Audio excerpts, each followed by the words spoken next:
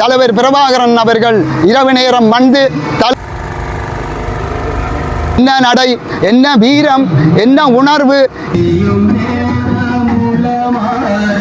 என்ன கொள்கை இலட்சியத்தோடு மிடுக்காக நடந்து சென்ற காட்சி. சிகிச்சை செய்யப்பட்டு அவருக்கு ஆட்டுக்குடல் வைக்கப்பட்டு தான் 4ஆம் நாள் அவருடைய உடல்நிலை சற்று சிறிது ஊரழிவிலே பிறந்து வளர்ந்த அந்த மாணவனாக இருந்த நினைவேந்தல் சம்பந்தமாக முழுமையாக பார்ப்போம். உறவுகள் அனைவருக்கும் வணக்கம்.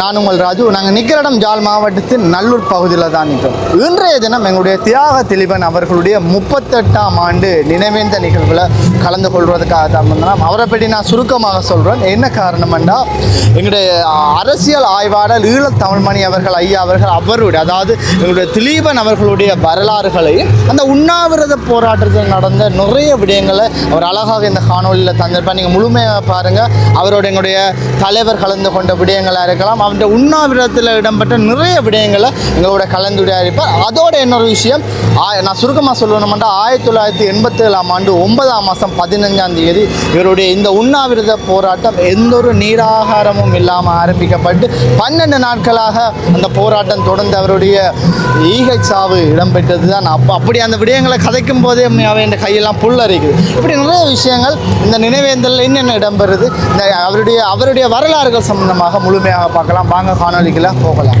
எங்களுடைய தியாகி தீபன் திலீபன் ராசையா பாத்திவன், அதாவது தமிழர்களின் விடுதலைக்காக இந்திய அரசிடம் 5 அம்ச கோரிக்கைகளை முன்வைத்து 1987 9ஆம் மாதம் 15ஆம் தேதி தொடக்கம் 26/9/1987 வரை 12 நாட்கள் ஜாழ் நல்லூரில் நீராகாரம் அருந்தாமல் உண்ணாவிரத போராட்டம் நடத்தி ஈகச்சாவை தழுவி கொண்டவர் தான் எங்களுடைய தியாகி தீபன் அவர்கள். அவருடைய இந்த நினைவாலயத்தில் இன்றைய தினம் 2025 9ஆம் மாதம் 15ஆம் தேதி இந்த நினைவாலயத்தில் ஒரு நினைவேந்தல் நிகழ்வு இடம்பெறுகின்றது. அந்த முடிவு திகதியானது 2025 9ஆம் மாதம் 26ஆம் தேதி முடிவு பெறும். அது சம்பந்தமான ஒரு நினைவேந்தல் அந்த நிகழ்ச்சியில் தான் நாங்கள் இப்போ கலந்து கொண்டிருக்கிறோம். சரி, நாங்கள் இப்போ உள்ள போகிறோம். நடக்கிற இந்த நினைவேந்தல் சம்பந்தமாக முழுமையாக பார்ப்போம். முண்டலின் பகுதியில் சம நேரத்திலே மாவீரர் ராகினி, வீரவங்கை ரஞ்சன் ஆகியோரது உறவினர் தீபமேற்ற காத்திருக்கின்றனர். நேரம் 9:42 9:45 மணிக்கு தியாக திலீபன் அவர்களுடைய உண்ணா நோன்பிருந்த அந்த சம நேரத்திலே பொதுச்சுடர் ஏற்றப்படும். அனைவரும் தயாராவோம். மாவீரர் சேரமானுடைய புதல்வர் ருசாந்தன் அவர்கள் பொதுச்சுடர் ஏற்றுகிறார்.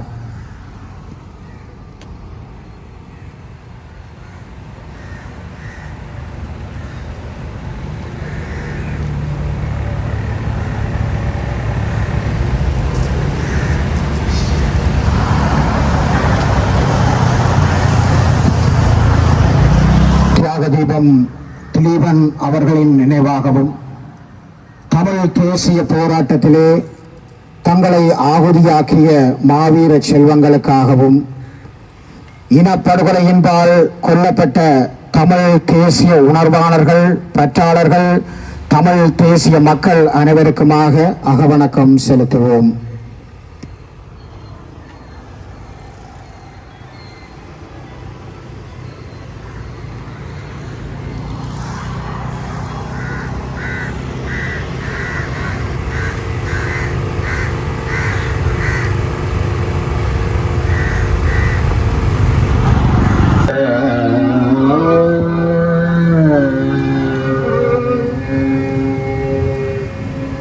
மலர் தூவ வாருங்கள், மலர் தூவ வாருங்கள், மலர் தூவ வாருங்கள். தமிழ் மரபோடு வழிபாடு செய்யும் நேரமுலமாற மரபோடு வழிபாடு வழிபாடு செய்யும் நேரம் உளவார மலர் தூவமாறுங்கள் தனமரவோடு வழிபாடு செய்யும் நேரம் உளவார மலர்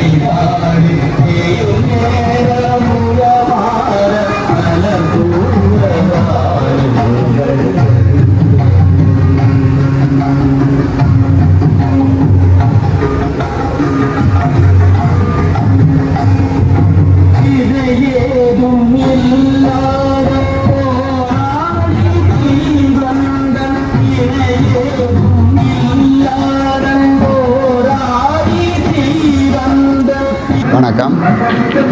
இன்றைய நாள் என்பது ஒரு மிக முக்கியமான ஒரு நாளாக இருக்கின்றது.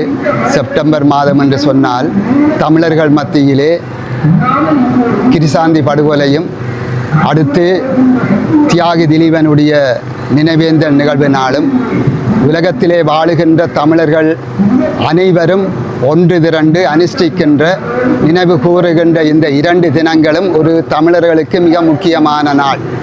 அந்த வகையிலே செப்டம்பர் 7ஆம் தேதி என்று சொன்னால் கிரிசாந்தி படுகொலை நினைவு நாள்.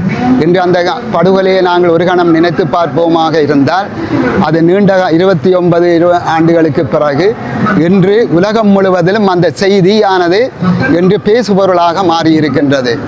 இதுக்கு 29 ஆண்டுகள் சென்றிருக்கின்றது. தம்பி திலீபனுடைய ஈகம் என்பது சாதாரணமானதாக இருக்க முடியாது. 32 ஆண்டுகள் இன்றைய இந்த நாளிலே இன்னும் ஒரு சில ஆண்டுகள் சென்றால் அவருடைய இந்த போராட்ட வரலாறு உலகம் முழுவதிலும் பேசப்படும் என்பதற்கு இன்றைய காலம் வழிவகுத்து கொடுத்திருக்கின்றது என்பது என்னுடைய திடமான ஒரு நம்பிக்கையை இதிலே நான் சொல்ல விரும்புகின்றேன். 32 ஆண்டுகளுக்கு முன்னம் தம்பி திலீபன் அவர்கள் இந்த நல்லூரிலே தனது தியாக வேள்வியை ஆரம்பிப்பதற்காக கந்தன் கருணையிலே இருந்து சாதாரண ஒரு பொடிநடையாக தேவன், அடுத்து இளங்குமரன் போன்ற அந்த பெரும் போராளிகளோடு நடந்து வருகின்றார். இது நாங்கள் நேரடியாக பார்த்த நிகழ்வு. அப்படியே வந்து அந்த நல்லூர் கந்தசாமி ஆலயத்திலே அவர் தன்னுடைய அந்த 5 அம்ச கோரிக்கைகள் வெற்றி பெற வேண்டும் என்று நினைத்து அவர் அப்படி நினைத்து தமிழ் கடவுளான முருகனை வணங்கினாரோ என்னவோ. ஆனால் அந்த உருள் ஆலயத்திலே சென்று அந்த சந்தன திலகத்தோடு வந்த அந்த அம்மையார் அந்த தம்பிக்கு ஒரு கணம் பொட்டு வைத்துவிட்டு ஆசி கூறி அந்த மேடியை நோக்கி திலீபன் அவர்கள் செல்லுகின்றார். என்ன நடை, என்ன வீரம், என்ன உணர்வு, என்ன கொள்கை இலட்சியத்தோடு மிடுக்காக நடந்து சென்ற காட்சி என்னுடைய கண்ணிலே என்றும் நினைவாக நிழலாக உருவாகின்றது. அப்படிப்பட்ட ஒரு தியாக வீரரின் வரலாறு தான் இன்று எல்லார் மத்தியிலும் இன்று நினைவு கூறப்படுகின்றது. தம்பி தியாகி திலீபன் யார் என்று கேட்டால் எங்களை போன்றவர்கள் நாங்கள் சொல்லக்கூடிய அரசியல் துறை பொறுப்பாளராக யாழ் மாவட்டத்திலே பயணித்துக் கொண்டிருந்தவர். இடைக்காட்டிலே யுத்தம் நடந்த பொழுது இலங்கை இராணுவத்துக்கும் விடுதலை புலிகளுக்கு யுத்தம் நடந்த பொழுது வயிற்றிலே பெரும் காயம் ஏற்பட்டு போதனா வைத்தியசாலையிலே சிகிச்சை செய்யப்பட்டு அவருக்கு ஆட்டுக்குடல் வைக்கப்பட்டு தான் அவர் மீண்டும் ஒரு நல்ல ஒரு நிலையிலே மீண்டும் ஒரு போராளியாக உருவெடுத்திருந்தார். அப்படிப்பட்ட ஒரு வீர பயணத்தை தான் தொடர வேண்டும் என்பதற்காக இந்த உண்ணாவிரத கோரிக்கையை முன்வைக்கின்றார்கள் விடுதலை புலிகள். ஏன் வைக்கின்றார்கள், எதற்காக வைக்கின்றார்கள் என்று சொன்னால் 1987 ஆண்டு ஜூலை 29ஆம் தேதி இலங்கை இந்திய ஒப்பந்தம் இங்கே எழுதப்படுகின்றது. ஆனால் தமிழினத்துக்காக தமிழினத்தின் சார்பிலே யாரும் கையெழுத்து வைக்கப்பட்டு இந்த ஒப்பந்தம் எழுதப்படவில்லை. மாறாக இந்தியாவில் பிரதமர் ராஜீவ்காந்தியும் இலங்கை அதிபர் ஜெயவர்தனாவும் கைச்சாத்திடுகின்ற ஒப்பந்தம் ஒன்று எழுதப்படுகின்றது. அந்த ஒப்பந்தத்தின் சாராம்சத்திலே தமிழினத்துக்கான பிரச்சனைகள் தீர்க்கப்படும், மாகாண சபைகள் கொண்டு வரப்படும், அடுத்து தமிழ் பகுதிகளிலே இருக்கின்ற சிங்கள குடியேற்றங்கள் நிறுத்தப்படும், கைதிகளை விடுதலை செய்வார்கள் என்று எல்லாம் சொல்லப்பட்ட அந்த ஒப்பந்தம் காலப்போக்கிலே மிகவும் குறுகிய நாட்களிலே அது தமிழ் மக்கள் அதனை தூக்கி எறிய வேண்டிய ஒரு சூழ்நிலை உருவாகின்றது. அது ஒரு விஷம பிரச்சாரமாகத்தான் அந்த ஒப்பந்தம் பிரச்சாரம் செய்யப்பட்டிருந்தது அரசுகளினாலும். அந்த இந்திய இராணுவத்தினர் பல்லக்குகள் தூக்குகின்ற அந்த எடுபிடிகளினாலும் இந்த பிரச்சாரங்கள் தமிழர் தாயகம் எங்கும் அது பிரச்சாரம் மேற்கொள்ளப்பட்டிருந்தது. இந்த வேளையிலே தமிழீழ விடுதலை புலிகள் மிகவும் நிதானமாக அவர்கள் அந்த இந்திய இராணுவங்களுக்கு எந்த அடிப்படையிலே இவர்கள் வந்தார்கள், அமைதிப்படியாக ஏன் வந்தார்கள், இந்திய இராணுவம் என்ன செய்ய போகின்றது என்பது எல்லாம் மிக நாசூக்காக அவர்கள் அறிந்து கொண்டார்கள். இதே ஜெயவர்தன அரசு நரி என்று சொல்லப்படுகின்ற அந்த நரிமூளை கொண்ட ஜெயவர்தன அரசு இந்தியாவை நன்றாக பயன்படுத்தி தமிழீழ விடுதலை புலிகளை அழிப்பதற்காகவும் தமிழினத்தை அழிப்பதற்காகவும் இந்தியாவுக்கு மறைமுகமாக இரு கரங்களின் நேசக்கரங்களை நீட்டி மிகவும் தீவிரமாக மறைமுகமான ஒரு ஆதரவை வழங்கி கொண்டிருந்தார் பின்புலத்திலே. அந்த அடிப்படையிலே தான் இந்த அரசானது விடுதலை புலிகள் முன்வைத்த எந்த ஒரு கோரிக்கைகளையும் இந்திய அரசோ இலங்கை அரசோ மாறாக நிறைவேற்றவில்லை. சிறையிலே அப்பொழுது போராளிகள் கைதிகளாக இருக்கின்றார்கள், அவர்கள் விடுதலை செய்யப்படவில்லை, சிங்கள குடியேற்றங்கள் நிறுத்தப்படவில்லை, தமிழர் ராயத்திலே இருக்கின்ற காவல்துறை நிலையங்கள் முற்றாக அகற்றப்படவில்லை. ஆனால் இந்த வேண்டுகோளை எல்லாம் முன்வைத்துத்தான் தம்பி தியாகி திலீபன் அவர்கள் இந்த போராட்டத்தை ஆரம்பிப்பதற்காக நாள் குறிக்கப்படுகின்றது. இந்த இடத்திலே 2-3 போராளிகள் முன்வந்த வேளையிலே நான் முன்னுக்கு நிற்கின்றேன், என்னை விடுங்கள் என்று ஒரு குழந்தை பிள்ளை எப்படி அடாத்தா நிற்குமோ ஒரு விளையாட்டு பொருளை வாங்கித்தா என்பது போல அவரும் விளையாட்டாக அடாத்தாக நின்றார். நான் நிற்கிறேன், அண்ணன் தலைவர் அவர்களே நான் நிற்கிறேன் என்று தலைவருடன் பிடிவாதமாக நின்று அந்த போராட்டத்திற்கு தான் முன்வந்து அந்த உண்ணாவிரத போராட்டத்தை ஆரம்பிப்பதற்காக இந்த டேட்டிலே அவர் முன்வந்திருந்தார். அந்த இடத்திலே தான் நான் முன்னர் கூறியது போல மிடுக்காக நடந்து வந்து அந்த மேடையிலே 9:45 மணிக்கு அவர் சில கருத்து உரைகளோடு தனது பத்திரிகைகளையும் பார்த்து கொண்டு போராட்டத்தை ஆரம்பிக்கின்றார். அன்று மாலை நேரத்திலே மக்களுக்கு உரையாற்றுகின்றார். அடுத்த நாள் செல்லுகின்ற பொழுது காலை தன்னுடைய கடமைகளை எல்லாம் ஏனைய போராளிகளோடு சேர்ந்து அதை எல்லாம் நிறைவேற்றி கொண்டு தொடர்ந்து 2ஆம் நாள் 3ஆம் நாள் 4ஆம் நாள் அவருடைய உடல்நிலை சற்று சிறிது தளர்ச்சி அடைகின்ற இந்த வேளையிலே நீராவது குடித்து இந்த உண்ணாவிரத பயணத்தை ஆரம்பியுங்கள் என்று அவர்கள் சொல்லுகின்றார்கள். இல்லை, நான் தொடர்ந்த பயணம், இந்த விடுதலை போராட்டம் எதற்காக நான் செய்கின்றேன், ஏன் செய்கின்றேன்? இந்திய வல்லாதிக்க அரசுக்கு எதிராக முன்வைத்திருக்கின்ற அந்த கோரிக்கைகள் நிறைவேற்றப்பட வேண்டும். அது வரைக்கும் நான் இந்த போராட்டத்திலே அசையவே மாட்டேன், இந்த இடத்தை விட்டு அசைய மாட்டேன், ஒரு சொட்டு நீர் கூட அருந்த மாட்டேன் என்று தொடர்ந்தும் அந்த பிடிவாதத்தோடு அந்த உறுதியோடு அந்த இலட்சிய பற்றோடு அந்த போராட்டத்தை தொடர்ந்து கொண்டிருக்கின்றார். இந்த 12 நாட்கள் இடைவெளியிலே தலைவர் பிரபாகரன் அவர்கள் இரவு நேரம் வந்து தலையை கோதி ஆறுதல் சொல்லி இந்த பயணத்தை தொடர்ந்து நடத்துவதற்கு அவர் உறுதி பூண்டிருப்பதனால் அவராலும் வேறு வழி சொல்ல முடியவில்லை. அந்த போராட்டத்தின் ஊடாகவாது இந்த தமிழினத்துக்கு ஒரு வெற்றி கிடைக்கும், இந்த தம்பி திலீபன் தான் வைத்திருந்த அந்த 5 அம்ச கோரிக்கைகள் வெற்றி பெறும் என்ற அந்த நம்பிக்கையோடு தம்பி திலீபனுடைய போராட்டத்துக்கு வடகிழக்கு தமிழர் தாயகம் எங்கும் மாணவர்கள் மாணவிகள் இளைஞர்கள் இளைஞிகள் இப்படி தொழிலாளர்கள் ஏனைய மக்கள் என தினமும் 10,000 15,000 மேற்பட்டோர்கள் தினமும் மாலை வேளையிலே கலந்து கொண்டிருந்தார்கள். கண்ணீர் ததும்ப கவிதைகள் வாசித்தார்கள். தம்பி திலீபா உண்ணாவிரதம் ஏனென்று கூட கேட்டு மன்றாடினார்கள். சின்ன வயதிலே உனக்கு இந்த சாவு தேவையா என்று உணர்ச்சி கவிஞர் காசி ஆனந்தன் அவர்கள் மனம் உருக அந்த கவிதையை பொழிந்தார்கள். இப்படி மன உறுதியோடு இருந்த தியாகி திலீபன் அவர்கள் பல கருத்துக்களை எல்லாம் அவர் சொல்லிக் கொண்டிருந்த வேளையிலே நான் இறந்தால் ஆகாயத்திலே என்னுடைய கண்கள் பார்க்கக்கூடிய மாதிரி என் விடுதலை கிடைக்கும், நான் கண்ணை மூடினால் எண்ணற்ற தியாகிகள் பிறப்பார்கள், எண்ணற்ற போராளிகள் பிறப்பார்கள் என்று அந்த இலட்சிய கனவோடு அவர் தொடர்ந்து பயணித்த அந்த போராட்டம் 26ஆம் தேதி 11:48 மணி அளவிலே விழி மூடுகின்றார், வீர சுவர்க்கம் அடைகின்றார் தம்பி திலீபன் அவர்கள். அந்த தந்தையார் அவர்கள் மிகவும் வேதனையோடு அந்த 12 நாளும் அந்த பயணத்தை தான் தலையிலே சுமந்து அவரும் கூடவே இருந்து அந்த பயணத்துக்கு மத்தியிலே அவர் துடிக்கின்றார். என் மகன் ஒரு வீர விடுதலை வேங்கியாக இந்த மண்ணிலே போராடி கொண்டிருக்கின்றான். அந்த சிறு வயதிலே தந்தையை இழந்தவர் தியாகி திலீபன் அவர்கள். அந்த காலம் வரைக்கும் அவரை படிப்பித்து யாழ் இந்து கல்லூரியில் உயர்தர கல்வி கற்று வைத்திய பீடத்துக்கு தெரிவு செய்யப்பட்டு அப்படியான ஒரு நிலையிலே இருந்த மாணவன், ஊரளவிலே பிறந்து வளர்ந்த அந்த மாணவனாக இருந்த அந்த இளைஞனாக இருந்த போராளியாக மாறி அரசியல் துறை பொறுப்பாளராக தலைவருடைய நம்பிக்கையின் பாத்திரமாக உலக தமிழ் மக்களின் ஒரு ஈர்ப்பின் பால் உள்வாங்கப்பட்ட ஒரு அரசியல் சிந்தனையாளராக தியாகி திலீபன் அவர்கள் இறக்கும் வரையிலே அவற்றை செயற்பாடுகளை உற்று நோக்கி கொண்டிருந்தது இந்த தமிழினம்.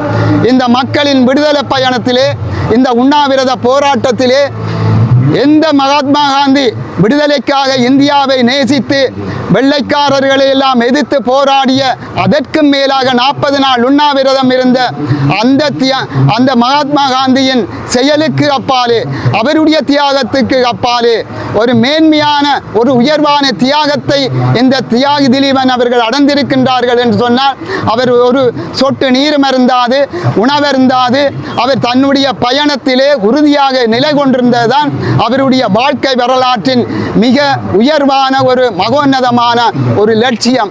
அதை யாராலும் மறக்க முடியாது. அந்த லட்சியத்துக்காக உயிர் துறந்த அந்த தியாகி திலீபன் அவர்களது அந்த போராட்டம் என்றுமே நாங்கள் மனதிலே நினைவு கூர்ந்து கொண்டு இருக்க வேண்டிய ஒரு தேவை என்றும் இருக்கின்றது. இன்று நினைவு கூர்ந்து விட்டு நாளையோடு போகின்றவர்கள் நாங்கள் அல்ல. நாங்கள் அன்றிலிருந்து இன்று வரைக்கும் அந்த தியாகி திலீபனுடைய நினைவு உணர்வுகளை நாங்கள் நெஞ்சிலே சுமந்து நாங்கள் இன்று நடந்து கொண்டிருக்கின்றோம்.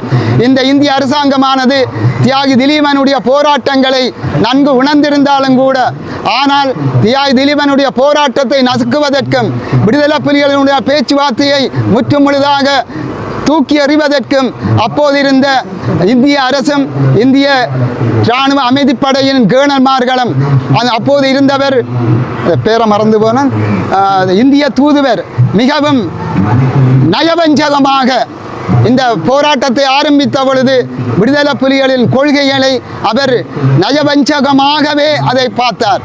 இவர்களை அழிக்க வேண்டும் என்கிற அந்த ஒரு எண்ணம் அவர்களுக்கு இருந்தது. அந்த அடிப்படையிலே தான் இந்த போராட்டம் தொடர்ந்து நடந்து முடிந்தது. ஒரு பெரிய ஒரு தியாக பயணம் இங்கே நடந்தது. அந்த தியாகத்தின் ஊடாக இன்று தியாகி திலீபன் அவர்களுடைய போராட்டம் இங்கே நினைவு கூறப்படுகின்றது. அவருடைய நினைவு நாள் நினைவு கூறப்படுகின்றது. அவர் அந்த போராட்டத்தை நடந்த நேரத்திலே இருந்து இறந்த நேர காலம் வரைக்கும் அந்த 12 நாட்களும் நாங்கள் ஒன்றோடு அந்த லட்சிய பயணத்தோடு நாங்கள் பயணித்துக் கொண்டிருக்கின்றோம்.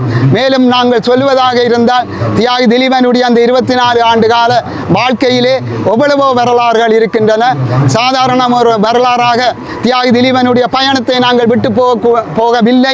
அந்த பயண ஊடாக கடந்த கால இன்றைய வாழுகின்ற இந்த இளம் சந்ததியினர் தியாகி திலீபன் என்றால் யார், இந்த போராட்டமே நடந்தது என்பதையெல்லாம் நாங்கள் விளக்குவதற்கு இந்த 12 நாள்கள் வரைக்கும் நாங்கள் ஆயத்தமாக இருக்கின்றோம்.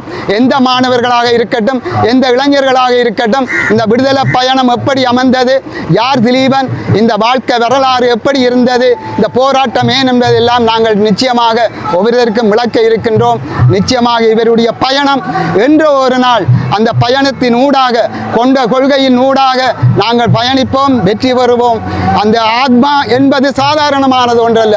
பிரபஞ்சத்தின் மூலமாக ஏற்படுகின்ற ஆத்மா என்பது ஒரு மனிதன் எந்த லட்சியத்துக்காக தன்னை வருத்தி உறுத்தி தான் கொண்ட உறுதியான லட்சியத்திலிருந்து போராடுகின்றானோ அவன்தான் இந்த தமிழ் தேசத்திலே உண்மையான போராளி. அந்த போராளிகளின் வரிசையிலே மேன்மையாக உயர்வான இருப்பவர்தான் தம்பி ராசையா திலீபன். அவருக்காக இந்த இடத்திலே நாங்கள் சிரம் தாழ்த்து வணங்குகின்ற இந்த வேளையிலே அவருடைய கனவுகளை நாங்கள் வெற்றி பெறச் செய்வோம். சூப்பர் ஐயா.